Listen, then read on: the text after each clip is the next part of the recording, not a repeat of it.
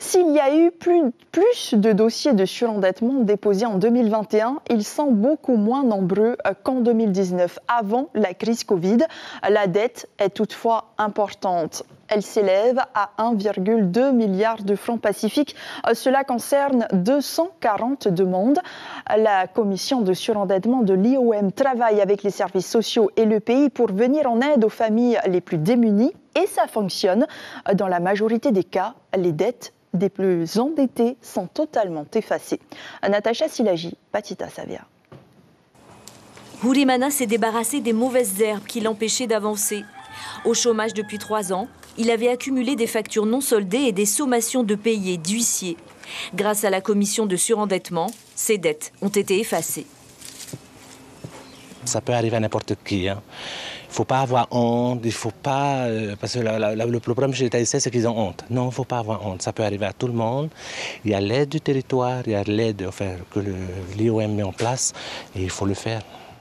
L'endettement moyen par famille s'élève à 2,3 millions.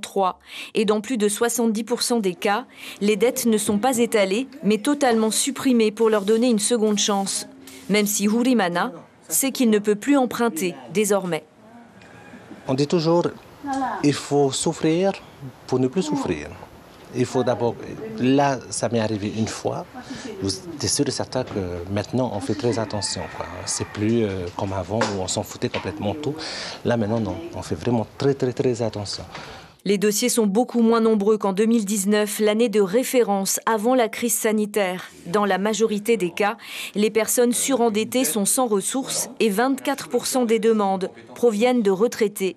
L'inflation n'arrange rien. Nous rencontrons toujours les mêmes difficultés par rapport notamment à la vie chère. Et en ce moment, avec les tensions inflationnistes qui pèsent sur les budgets des ménages, il devient de plus en plus difficile, bien entendu, de tenir ces budgets. Et donc nous sommes confrontés à des situations budgétaires des familles extrêmement difficiles.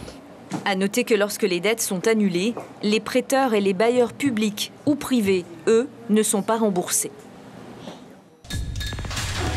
L'information en continu sur Polynésie la première, Internet et réseaux sociaux.